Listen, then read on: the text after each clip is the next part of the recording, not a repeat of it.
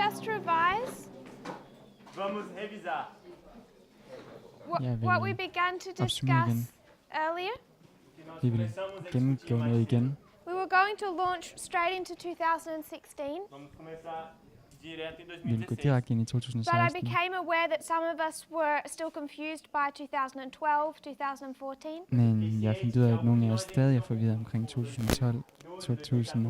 So we've gone back and discussed these years. Então vamos voltar a discutir esse Så jeg vil gerne diskutere And mere om like we det. discussed early yesterday, como discutimos. Vi diskuterede tidligt i I går, think it's helpful to see our waymarks like a hook, É at importante jeg vermos synes, det er nossos sundt marcos og como godt at se where vores there's vejmærker like som kroge, the needle, onde com lidt som nålehuller, and you would need to put thread through your needles og man putter en tråd igennem and nåløjet. connect them. e os conecta. Forbind. So to understand this modern age, Så for at forstå den her moderne tid, where there's no clear division between wartime and peacetime, hvor der ikke er nogen særlig tydelig adskillelse mellem krigstid og fredstid, then we need to understand what war looks like, så behøver vi at forstå, hvordan krig ser ud, Guerra se parece.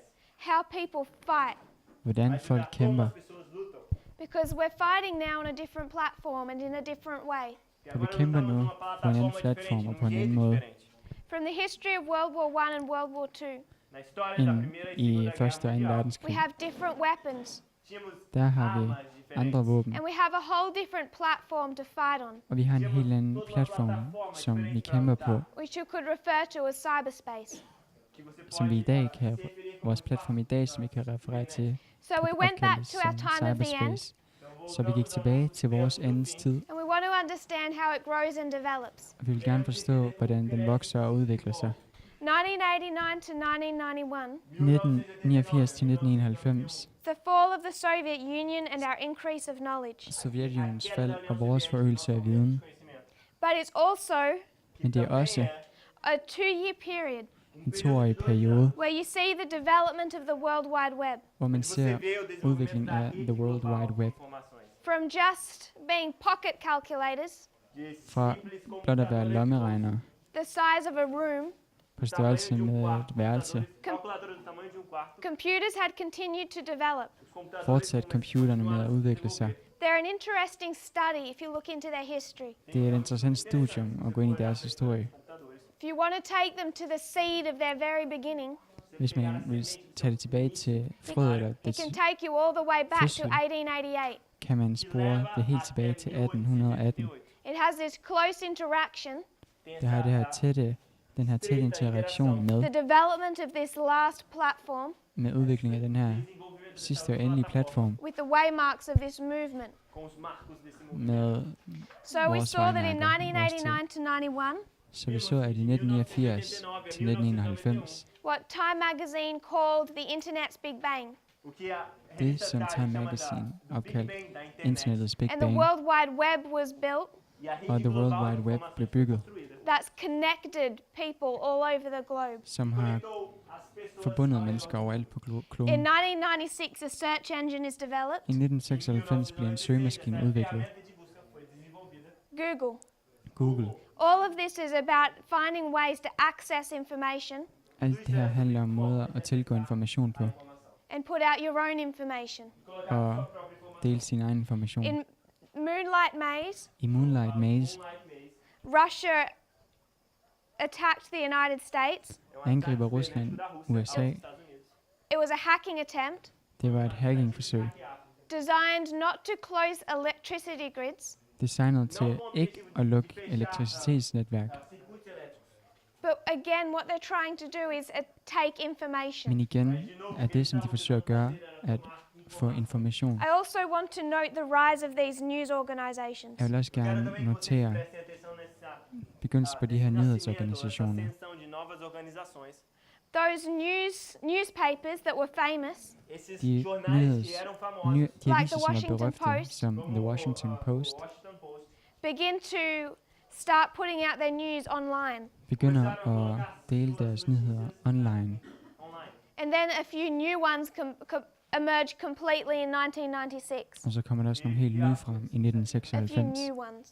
E New alguns news. novos apareceram. Nye Yahoo nyhedsaviser. News, Yahoo News, Fox News. Fox News. I want to mark one other. Jeg vil gerne notere en anden. It might seem unknown. Den er måske ukendt, eller It's known virker as til at være ukendt. cryptome. Den kendes som Cryptome. I tried to find the link, but I couldn't find it. I'm pretty sure that's what it's called. Jeg har forsøgt at finde et link, men jeg kunne ikke finde det. Jeg er sikker på, det er det er kaldt. And cryptome was inspired a young man. Og Cryptome var inspireret af en ung mand. Foi homem inspirado, He, jovem. he saw this website developed in 1996, Ele viu Han esse så site den sendo her desenvolvido em hjemmeside blev udviklet i and he said, I 1996. want to do what they are doing. Og han sagde, jeg vil gerne gøre det, som de gør. That young man was Australian. Den unge mand var en jovem australier. australiano. His name was Julian Assange. Hans navn var Julian Assange. And out of cryptome, he got the inspiration for WikiLeaks. Og fra Cryptome fik han inspiration til at skabe WikiLeaks. It was inspired by cryptome. Det var inspireret af Cryptome. WikiLeaks apareceu. Inspired by cryptome, which began in 1996. Inspireret af Cryptome, som begyndte i 1996. Começou a WikiLeaks. So again, with our information age, Så igen, Essa guerra de vi har at gøre med vores we can see informationstid. it grow and develop so much in the year 1996. Og vi kan se, at det vokser og udvikler sig så meget i året 1996. 9/11, we see the government begin to respond. I Em 11. september ser vi, at regeringen begynder começou a responder. at svare og røre på sig. Using their surveillance tools, De begynder at E bruge eles deres começaram a usar overvågningsredskaber suas ferramentas de vigilância, bringing in laws, trazendo og leis skabe lov, allowing them to use fremsætte and love, access this information. der tillader dem at bruge og få adgang til den her information.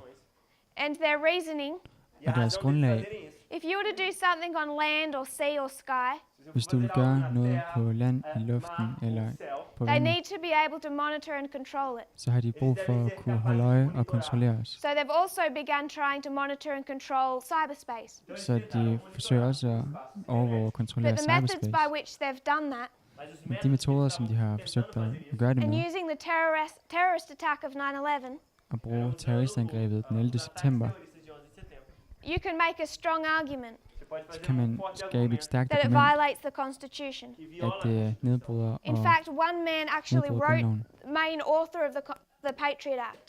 de fato homem Den primære mand bag The Patriot Act, His name is Jim Sensenbrenner, hans navn er Jim Sensenbrenner.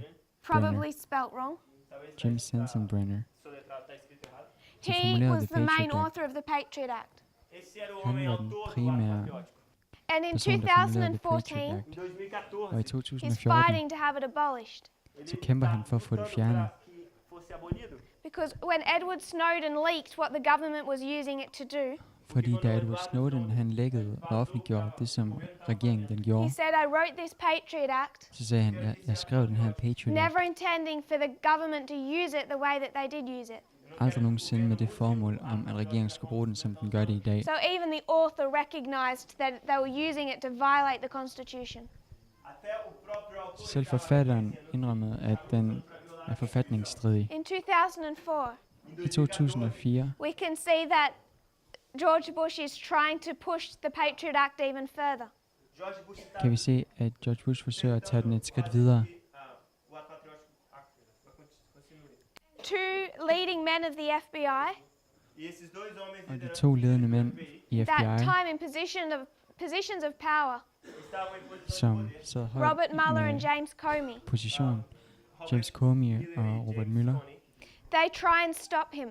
forsøger at standse ham. And what George Bush decided to do, Det, som George Bush besluttede sig for at gøre, that he was going to extend the Patriot Act at han ville udvide The Patriot Act without their permission, uden deres tilladelse, which the president is not allowed to do. hvilket præsidenten ikke har tilladelse til at gøre. So what James Comey did Så det, som James Comey gjorde, is he wrote his letter of resignation, han skrev sit afskedelsesbrev, opsigelsesbrev, went up to George Bush, gik hen went til up to George Bush, George Bush, handed it to him, gav det til ham Carta de demissão para ele. and he said, if you're going to do this, I quit. og sagde, hvis du har tænkt dig at gøre det, så siger jeg op. Eu vou me demitir. And Robert Mueller did the same. Og Robert Mueller gjorde det samme. So facing that kind of backlash, George Bush backed down. Så da George Bush så den modstand, så They restrained the president. slappede han af og lod være med at søge After til den this videre. history from 1989 to 2004, Efter den historie fra 1989 til 2004, a new president comes in, kommer der en ny præsident i USA, Barack Obama. Barack Obama. Barack Obama. And in that history, it's a problem Og i den historie er det et problem, because he's not going to support another Sunday law for han vil ikke støtte en anden søndagslov, or another violation of the Constitution. eller endnu et brud på I just want to put forfatningen two things in place. på USA's grundlov. Jeg vil gerne have Or de her to one ting thing på in plads. place. Eller en ting. I want to mark ARPANET in 1969. Jeg vil gerne markere ARPANET i 1969. This is the beginning of the internet. Det er begyndelsen på internettet. We could also mark 1979, Vi kan også markere 1979, which we also mark as a waymark. som vi også markerer som et vejmærke. Really a 10-year period before our time of the end, Reelt set en 10-årig periode før vores endens tid, where we were supposed to recognize the proxy war. hvor vi skulle have set den her og anerkendt den her proxykrig. So 1979, Så 1979 it's the beginning of the secret court er begyndelsen på known as the FISA court. et hemmelig ret. This is a secret court inside the United States, Det der er en hemmelig ret i USA, allowing them to do these online searches. der tillader dem at gøre de her online ting. Back here, it's about your phone records Tilbage her handler det om din telefonhistorik, and about your houses and belongings. om dine huse og dine ejendele. But what the FISA court is used to do in this history Men det som den her FISA-domstol, den egentlig is skal give gøre, permission to the government agencies to conduct online searches. det er at give tilladelse til regeringens agenturer i at lave online And they very rarely, overvågning. I think around 3 times a year, Og de er meget sjældne, de her. say no. De siger meget sjældent nej, omkring 3 Otherwise, gange om it's året. pretty much a setup Ellers er det primært et setup, to allow the government agencies to conduct any searches they struktur, wish to. som tillader regeringens agenturer i at gøre alt det, som de vil. So we come to 2014, Så vi kommer til 2014, and we went to discussing the internal og vi fortsætter til at diskutere det as a interne, way to understand the external. som en måde at forstå det eksterne på. And we understood that a message came out of Britain Så vi forstod, at der kom et budskab ud fra and entered Storbritannien, the United States in 2012. som så kom til USA i 2012. In 2013, I 2013, it really has two enemies. så har det reelt set 2 fjender. The leadership Ledelsen and also internal enemies, og også interne fjender, those rebelling against the movement. dem som gør oprør imod bevægelsen. And that is path of the just, Og det er Path of the Just, who begin to split away in this history. der begynder en separation i denne historie. 2014 becomes adskillelse. Sunday law regardless.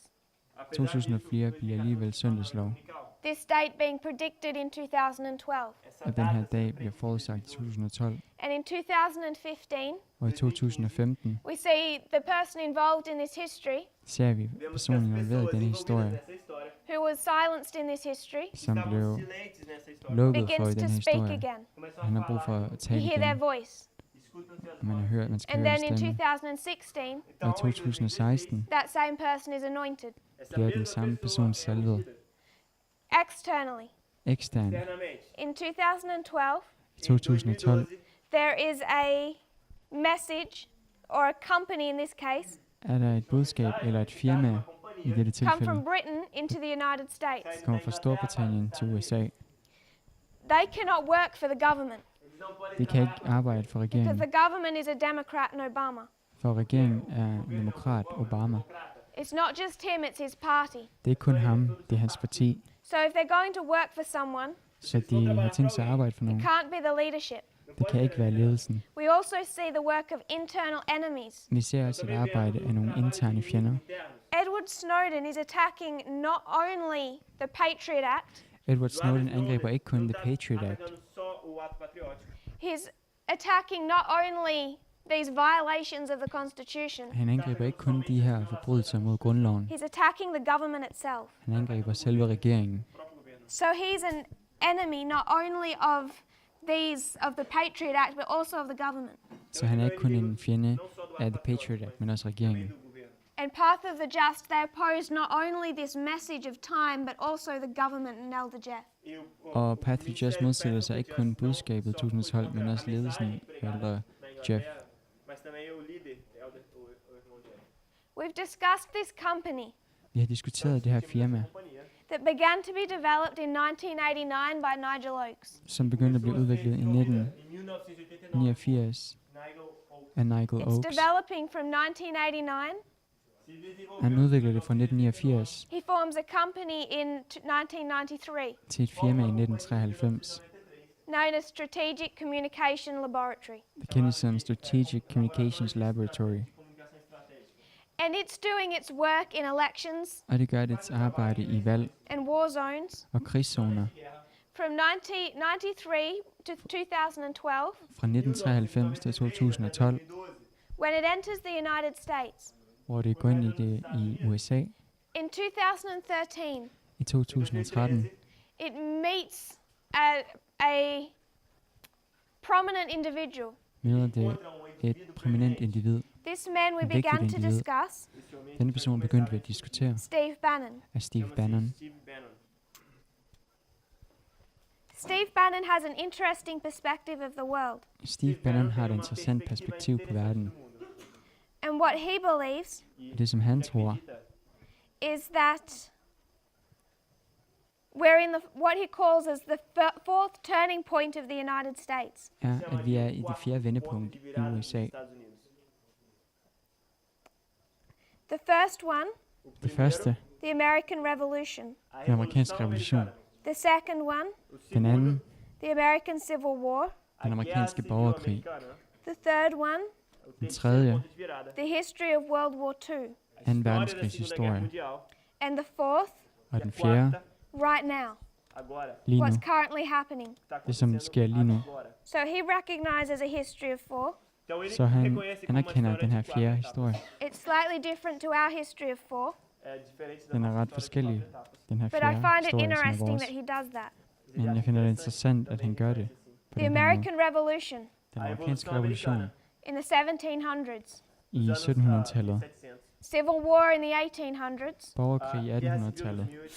the Great Depression and World War II in the Den 1900s, store depression og 2. verdenskrig i and 1900-tallet. right now in the 21st century. Og lige nu i det 21. århundrede. He says that we are in an information war, Han siger, at vi er i en informationskrig, and this is now a war over culture. og det nu er en krig over kultur. And what he wants to do, Alt han skulle gøre, he says, is the same thing that Lenin did. er det samme som Lenin han gjorde. He wants to completely destroy the state. Han vil gerne komplet destruere staten. He says, I want to bring everything crashing down Han siger, at han gerne vil se alt styrt sammen and destroy all of today's establishment. og ødelægge enhver ting, der er etableret i dag.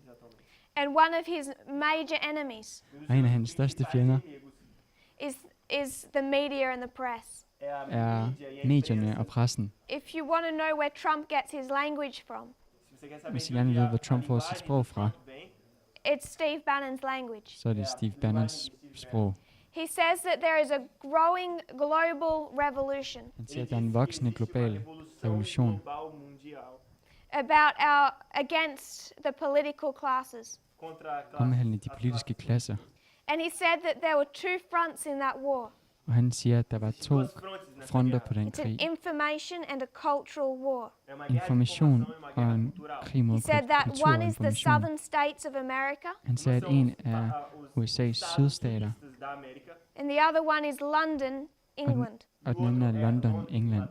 When he says there are two fronts, Når han siger, at der er 2 fronter, it's because at that point in time he's trying to bring about two things. skyldes det, at han forsøger at få 2 ting gennemført på Overthrowing et the tidspunkt. government in the United States, At overkaste og overvinde electing Trump, USA's regering på det tidspunkt, for and Trump separating udvalgt, England from the European Union, og adskille England fra den europæiske union, which we call Brexit. hvilket vi kalder Brexit.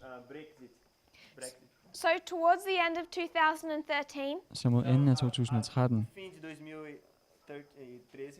He meets Alexander Nix, Der møder han encontra com Alexander Nix, Alexandre Nix. and there's somebody else that begins to work for the company then. og der er nogen anden, som begynder at arbejde for firmaet på det tidspunkt. I want to mark Christopher Wiley. Jeg vil gerne markere Christopher Wiley. Christopher Wiley. He began working for SCL in 2013 Han begynder at arbejde for SCL i 2013. SCL em 2013. and 13. Em 2013. What they do between Christopher Wiley and Alexander Nix, O que Det som acontece? de gør mellem Christopher Wiley og Alexander Nix, they meet with Steve Bannon and show him what this company can do. de møder med Steve Bannon og viser ham, hvad dette firma det kan udrette. Steve Bannon takes these two men to the United States. Steve Bannon tager disse to mænd til USA. He flies them over from England, Han flyver dem over fra England, Inglaterra. and he Inglaterra. introduces them to an American billionaire og han introducerer dem til en amerikansk milliardær, Bilionário americano. who is one of the main donors to the Republican Party. som er en af republikanske partis primære donorer. And he tries to tell this billionaire donor that And- these people can change America's politics. Og han forsøger at fortælle den her amerikanske milliardærdonor, at disse mennesker kan ændre amerikansk politik. A política americana. This billionaire agrees, Esse bilionário concorda and he gives them money e dá o dinheiro. Og han giver dem to penge. start the company Cambridge Analytica. Han giver dem penge, den her amerikanske milliardær, til at starte firmaet Cambridge Analytica. But he gives a condition to that.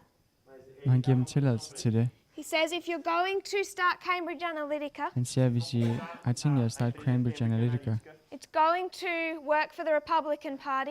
så kommer du til at arbejde for det republikanske parti.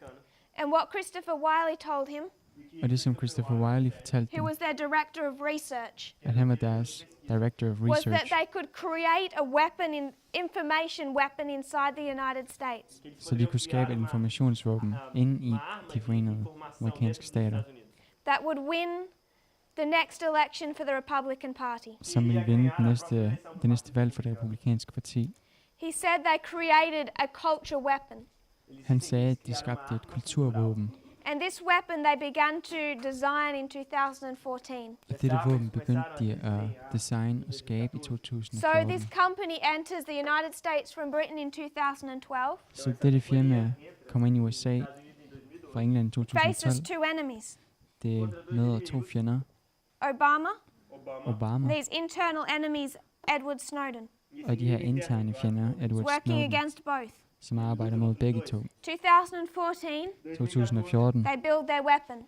der bygger de deres våben. They do their work. De gør deres arbejde. What they did in 2014, Det, som de gjorde i 2014, again, was a violation of the Constitution. var igen en krænkelse af grundloven. They went onto Facebook Foram ao Facebook. De gik and they til took Facebook the data and information og tog informationer og data Informação on roughly 126 million Americans. på omtrent 128 millioner amerikanere. americanos. So if I'm an American, Så hvis jeg er en amerikaner, 126 milhões de americanos. note the number 126. noter nummer 126. It's a number for this movement that this movement pays attention to. Det er et tal, som den her bevægelse. If I'm one of Wow. those 126 million Hvis jeg var en af de her 126 millioner amerikanere, and I'm on Facebook, og jeg er på Facebook, they take all of my Facebook information. Eles pegam så toda vil a de minha tage al informação. min Facebook-information. It's 4,000 to 5,000 data points. Det er 4.000 til 5.000 datapunkter. 4.000 a 6.000 pontos de informação. So if one thing that I show about myself Så en ting, som jeg viser om mig selv, is one piece of data, É er pedaço de et stykke informação. data. they have roughly 4,000 to 5,000 of these pieces of my information. De har omtrent 4 til 5.000 stykker af de her datapunkter om mig selv. And what they build with this personal information Og det, som de konstruerer med den her personlige is information, algorithms. er algoritmer. Algoritmos. What they have at the end of this design process, Det, som de har ved slutningen af den her designproces, designed by Christopher Wiley, designet af Isso foi o William. Christopher Wiley, was this set of algorithms var det her sæt af algoritmer, Setup, esses algoritmos. where they could put your data points through these algorithms, onde eles hvor de colocam kunne o seu sætte dine datapunkter ind i ponto de de her informação algoritmer, nos algoritmos. and at the end of the process, No og fim do ved processo, processens what they afslutning have o que eles têm havde de is a breakdown of who and what you are. é en udlægning af, hvem og hvad du var.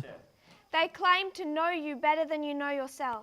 De påstod at kende dig bedre, end du kender dig selv.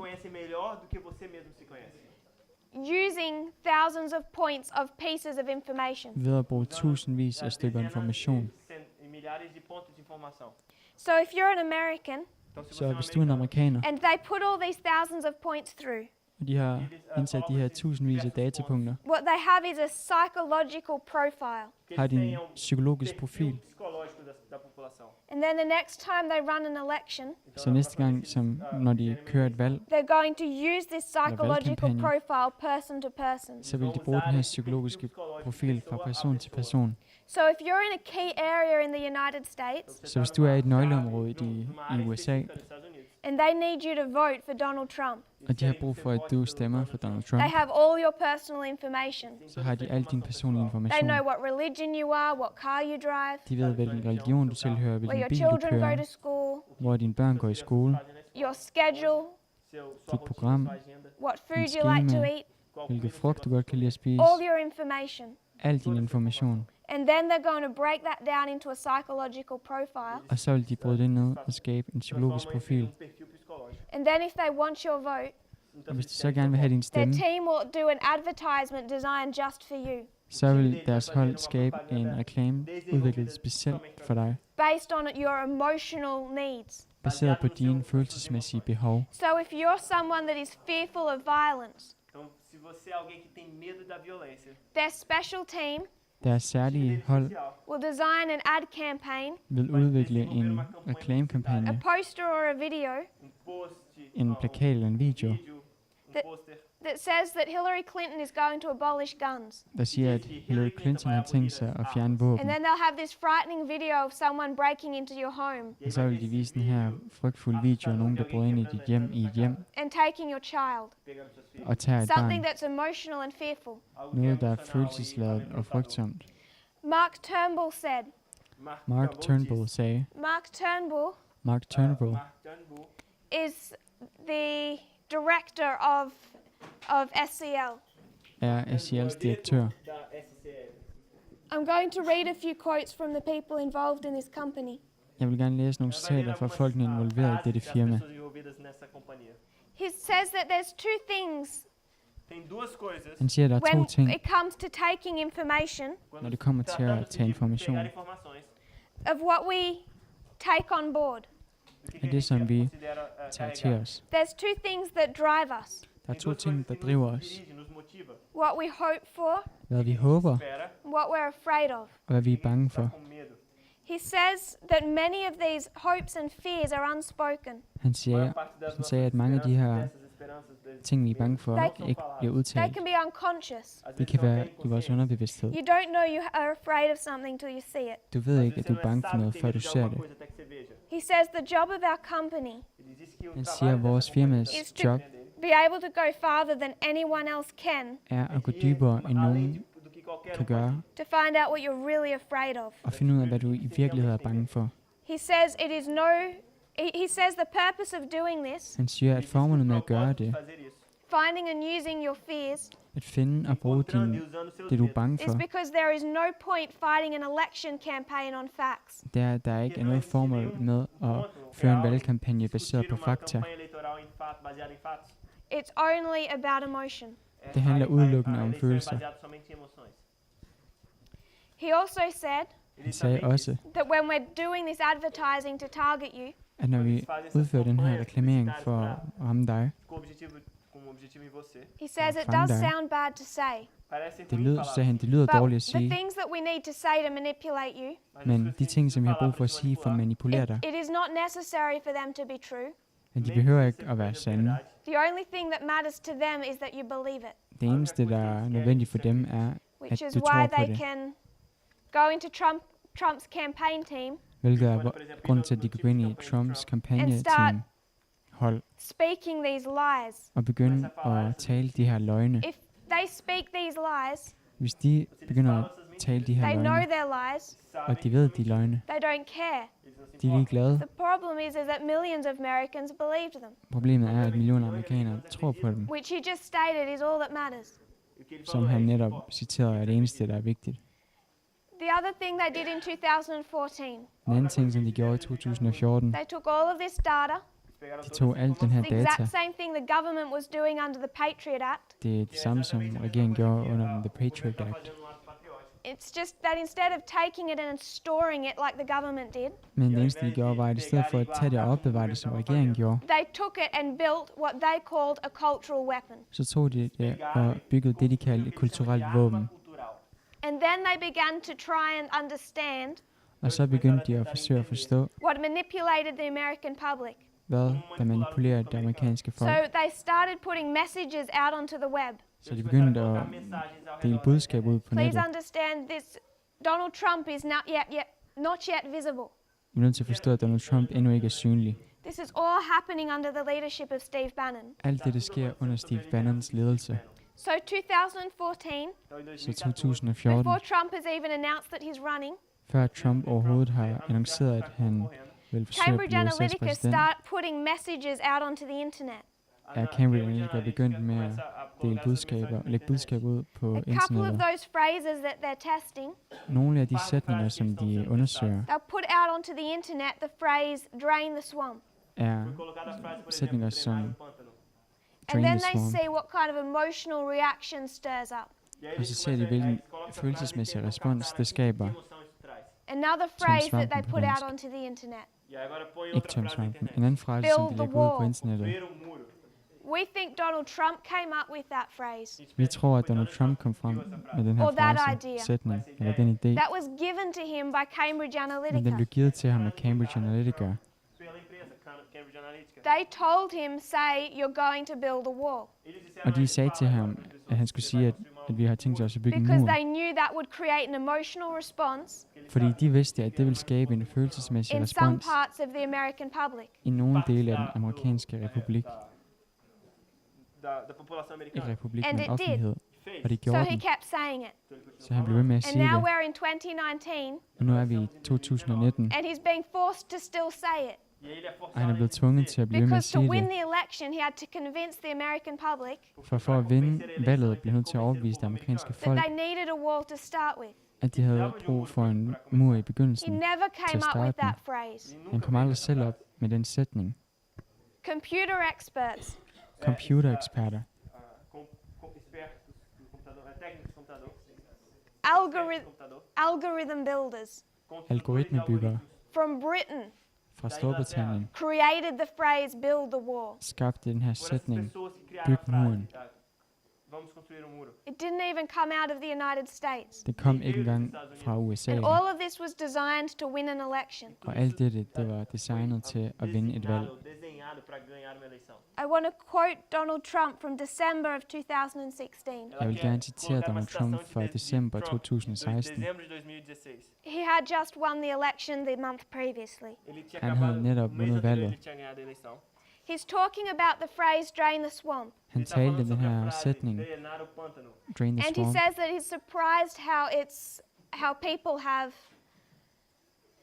He speaks in such a difficult way; it's hard to even han paraphrase. taler på sådan en måde, at det er svært selv at de uma maneira tão gengive det. estranha, é difícil parafrasear o que tá falando.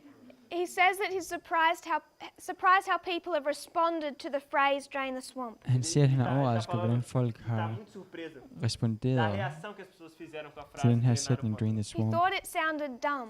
Ele achou que a frase drenar o pântano era tola, boba. It was a silly phrase to say, "drain the swamp." É uma Det var en frase boba de fjollet falar, sætning drenar at o sige, pântano. drain the swamp. But someone told him, Mas Men alguém nogen falou, fortalte "Olha, ham, I'm saying Cambridge Analytica, e ela tá jeg falando, siger "Olha, Cambridge Cambridge Analytica, told him that when you are campaigning, fortalte ham, at når du er på din you valgturné, need to say this phrase. så har du brug for at sige den her So sætning. he says he said it.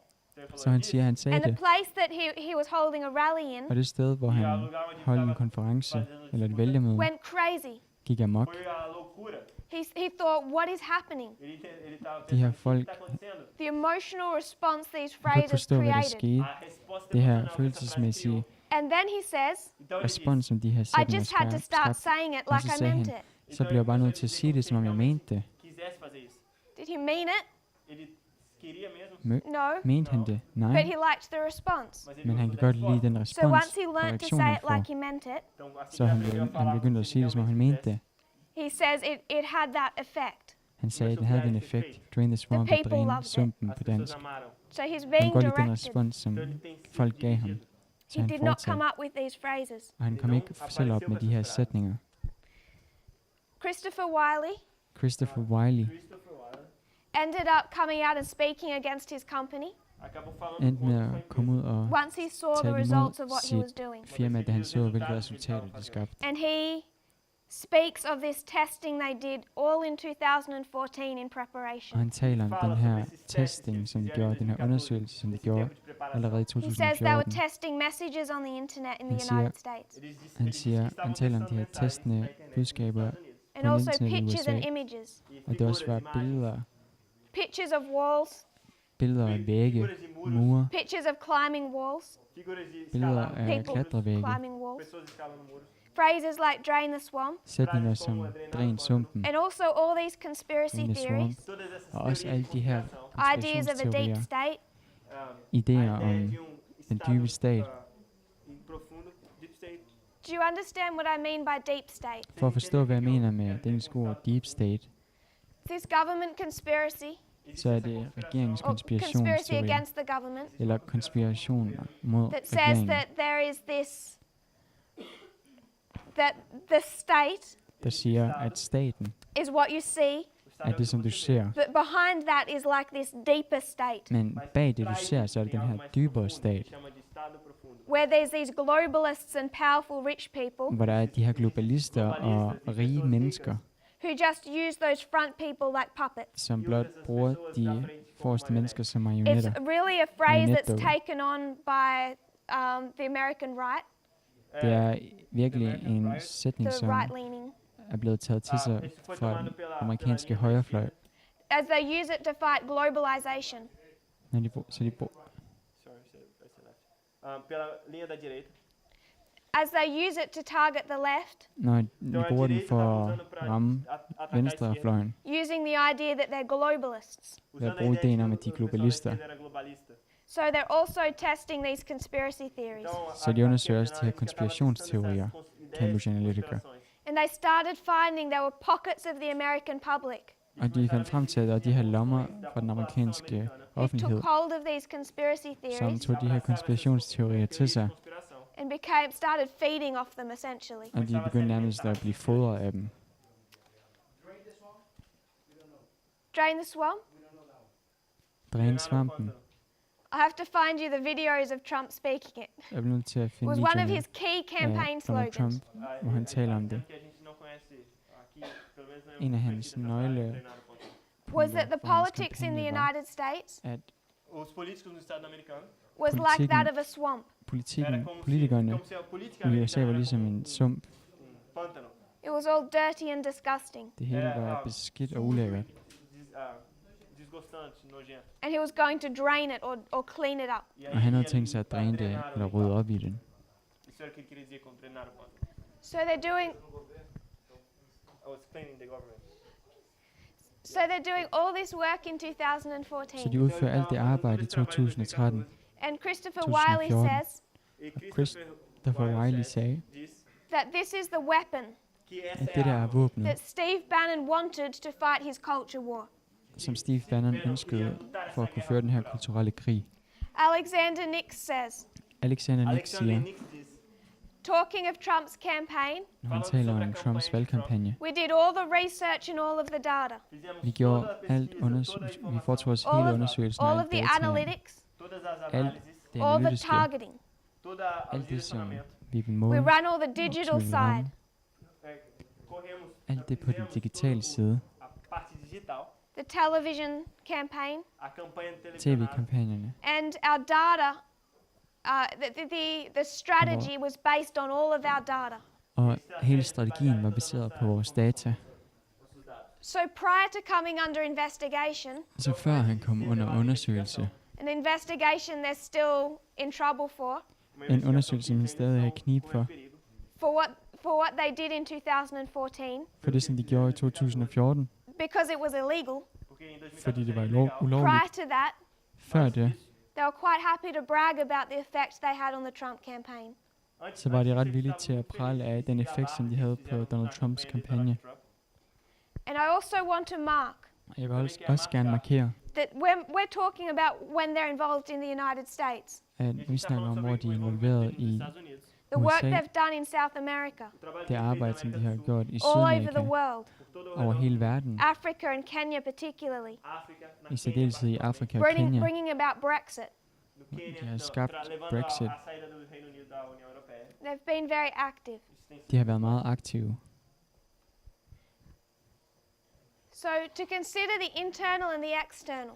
Så hvis vi ser på det indre og det We've laid eksterne, out the internal, interne og det eksterne, vi har udlagt a det message from interne. Britain enters the United States. Den går ind i USA, It's budskabet. opposed by enemies inside the movement Der er fjender inde i bevægelsen, som modsætter sig as well as budskabet, the government. lige så vel som regeringen. The enemies inside Fjenderne indeni are attacking not only the leader, angriber ikke kun lederen, Elder Jeff, ældre Jeff, but also the message. men The person også who det budskab. orchestrated that message, Personen, som har orkestreret dette Elder budskab, Parminder, eller Parminder, begins to be visible in 2015. Começa a estar visível em 2015. begynder When he at blive begins synlig i to teach. 2015, hvor han begynder at By this undervise. stage, 2014 has done its work successfully. Men budskabet har i 2014 gjort dets arbejde succesfuldt. 2016 anointed.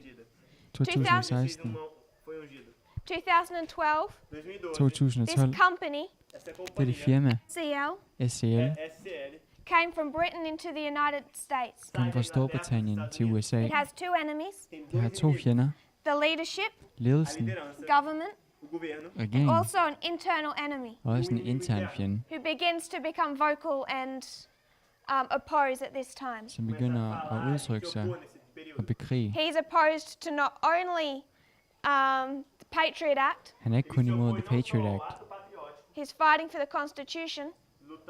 der kæmper imod grundloven. At the same time, he's attacking the government, Samtidig som han kæmper for grundloven, så angriber which han is the reason regeringen he Edward fled to Snowden. Russia. É a razão dele fugir para a Rússia. I'm suggesting Jeg foreslår, that it's this external to the government, at siden det er det eksterne fra regeringen, company from England firma fra Da England, Inglaterra.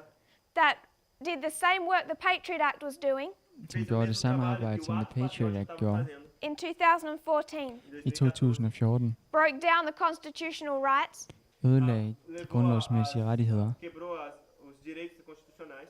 violated the Constitution, Violou krænkede grundloven with the end goal of having Trump elected. com o og endte med at have Trump Because valgt som præsident. Obama in this year has his hands tied, Porque Obama For Obama, han modsætter sig i fighting 2014 the Patriot Act. og forsøger at rulle Patriot Act tilbage. 2015, 2015, Trump announces he's running for presidency. Trump annoncerer, at han vil tage He'd been seen in præsidentembedet. this history, Vi kan se den her historie, but he wasn't yet working for the presidency at han endnu ikke arbejdede hen mod in an open præsidentembedet fashion. på en åben, synlig måde. 2016, he's elected. 2016 bliver han valgt. E-L-I-I, sorry. E-L-I. I-D-O. D as a tower. T? D. Not D, yeah. Sorry. So to understand this history, Så for at forstå den her historie, I would suggest requires connecting our threads vil jeg foreslå, at det kræver, at vi forbinder vores tråde at least as far back as 1989, mindst så langt tilbage som 1989. and then coming to 2012, Og når vi så kommer til 2012, understanding the internal and the external applications, skal vi forstå de interne og de eksterne and the anvendelser, way those internal and external threads connect, og måden hvorpå de her interne og eksterne tråde, de forbindes. Linhas se conectam. Oh, now- Exploration. sorry, Oh, explanation. the internal and the external threads, De interne og de eksterne tråde, sorry, external. It's the same, but eksterne, at the end. No, like this. These are no- Sorry, Sorry. external, okay. The internal and external threads, de interne og de eksterne tråde, As ameaças externas e internas, as linhas interna e externa. how they interact in our time. hvordan de interagerer i vores tid. If we were Millerites, Hvis vi var milleritter, we'd only have this. så havde vi kun den her. Other than 1798 Além de 1798 Udover and 1790 1840. e og 1844. Outside of that interaction, Além dessa interação desses Ud dois, fra den her you go interaktion, into the ladder of their history. se você for pela og man går ind i deres historie, It's not about external events. så handler det ikke om eksterne But in begivenheder. our history, it's all about external events. Men i vores historie handler det hele om eksterne begivenheder, sobre eventos externos, As we track what is happening. som vi sporer, hvad der sker. And we can compare and contrast these histories. Og vi kan sammenligne og kontrastere disse historier, As we track what 2014 became. som når vi sporer, hvad 2014 betød. 2014 se torna. We understand that the loud cry begins in 2014 Vi forstår, at det høje råb begynder i at the 2014 Sunday law, ved søndagsloven, begins to swell. og at det begynder at vokse. The work to have Trump elected O trabalho Arbejdet om at få Trump udvalgt began in 2014. begyndte i 2014. It began to swell. Det begyndte at vokse. We can compare and contrast Vi kan sammenligne og kontrastere internal and our external. vores interne og vores eksterne. I would suggest more close ways than we're accustomed to. Jeg vil foreslå på tættere måder, end vi har det And when we do komfortabelt that, we med. can understand each in a more comprehensive Og når vi fashion. gør det, så kan vi forstå begge ting mere dybdegående. compreensível In this history, nessa história. I denne we historie can understand the external. kan vi forstå det eksterne. What happened to get Trump elected? Hvad skete der for at få Trump valgt? Why there was a Sunday law in 2014? Hvorfor var der en søndagslov i 2014? Where it came from? Hvor den kom fra? And why we don't see one passed by the government? Og hvor vi ikke ser, at regeringen indfører en bogstavelig søndagslov. All of those problems that this movement has battled Alle de problemer, som den her bevægelse har skulle møde, become explainable Se tornaram bliver explicáveis if forklarlige, we use the methodology of compare and contrast. se hvis vi usarmos bruger a metodologien om at sammenligne og kontrastere. I hope we can understand how powerful that methodology is, Jeg håber, at vi kan forstå, hvor magtfuld den metodik er, that Elder Parminder has been teaching us. som ældre Parminder har Because you undervist might os not i. realize For vi indser måske ikke, we've been discussing parables at vi har diskuteret parábolas and Lignelser. compare and contrast og sammenligninger og and all of kontrasteringer, those same rules, og alle de samme regler, except now, udover bortset fra, at except nu, now, except except now we're Bortset talking fra, about information age. at nu så taler vi om informationstiden, except agora que estamos falando sobre a era da informação informationsæren, e o ato the patriótico. Patriot But Act, we're using the methodology of parable teaching. men vi bruger lignelsernes metodik. a metodologia de ensinar em parábolas. So 2012, Så 2012, 2014 was predicted as our Sunday law. 2014 blev forudsagt som vores søndagslov. It's not my intention to explain how it was predicted, Det er ikke min intention at forklare, hvordan den blev forudsagt, how we could see time enter this movement. hvordan vi kunne se, at tidselementet But it was indførte i den predicted. bevægelse. Men det var 2014 was Sunday law. 2014 var søndagsloven. Because although this weapon had been developed from this history, Og på trods af, at dette våben blev udvalgt gennem den her it historie, was not capable of doing a work in the United States så er det ikke i stand til at udføre et arbejde i de forenede amerikanske until it stater, took in that data in 2014. indtil at de kunne tage alt det data i 2014. Nos Estados Unidos de 2014. Not just from Facebook, but from wherever they could gain data. Ikke kun fra Facebook, men alle steder fra, hvor de kunne få det. And begins creating these algorithms, Og begynde at skabe de her algoritmer testing these phrases. Testando essas frases. i forskellige And then test de 2015, her sætninger. Og så i we see 2016 Trump nominated for the presidency. ser vi, at Trump nomineres til præsidentembedet. 2016, I 2015 mener jeg. it's done its work. I 2016 har det And udført Trump dets is arbejde, elected. og Trump bliver udvalgt. If you think our reform line Se você pensar na nossa Hvis vi kigger på en reformlinje, looks different to how you could have imagined it, se você pensar så ser den anderledes ud til, hvad man kan é forestille diferente do que sig. a gente poderia ter imaginado. you're not alone. Você não tá Hvis du synes, det ser anderledes ud, The så er du ikke closer we alene. get to these events and these waymarks, significant waymarks, Desto tættere på, at vi kommer på de her betydningsfulde vejmærker, esses marcos, esses eventos, we begin to realize that how we've conceptualized the end of the world is wrong. begynder vi at se, at den måde, som vi forestiller os verdens ende på, er forkert. We've had these long set ideas of what the end of the world looked like. Vi havde de her idéer om, hvordan verdens ende ville se ud som. são o que é o fim do mundo. And And we're learning to rethink them. E a gente está Men vi aprendendo lærer at tænke What does over it dem igen. actually look like in practice? Hvordan ser det egentlig ud praktisk set? And so at the same time we're learning, Og så på samme tid lærer vi også, we're doing a great deal, Estamos fazendo grande trabalho. perhaps just as much unlearning. at vi har brug for lige så meget fralære os mange Because we've ting. come into this movement with preconceived ideas, For vi har kommet ind i den her bevægelse med forudindtaget idéer. thinking like Adventists, Pensando como Vi taler som thinking adventister. like apostate Protestantism. Vi taler como som protestantismo frafaldende afastado. protestantisme. So tomorrow Så i morgen we will discuss 2016, vil vi diskutere 2016, where all of this work led to. hvor alt det her arbejde førte frem til, hen til. If you will kneel with me in prayer. Hvis I vil knæle med mig i bøn.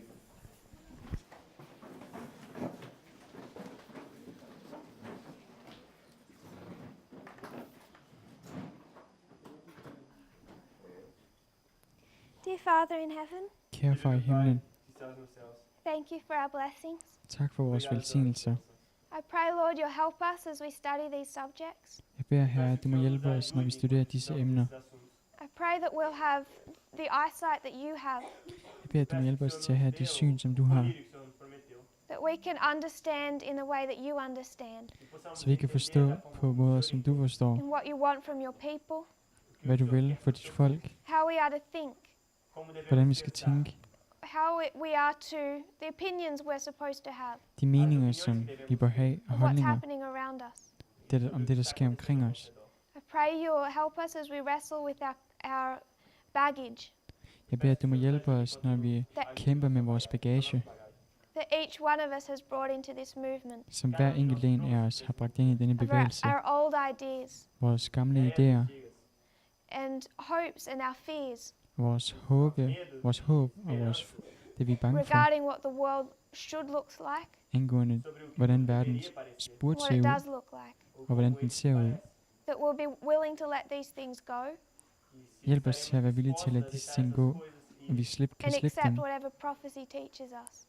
og at vi må lade dine profetier undervise os. I pray for those that are battling with these subjects. Jeg beder for dem, som kæmper med disse emner. May they also see your beauty Må de også se det smukke and i your den, love, din kærlighed, that you don't want to leave us ignorant, at du ikke vil have, at vi skal that være you're willing to ignorante og teach uvidende, us even in smaller details, men at du er villig til at undervise os selv i mindre detaljer what's happening around us, om det, der sker omkring os. that there is no need to be afraid, At der ikke er nogen grund til at være bange.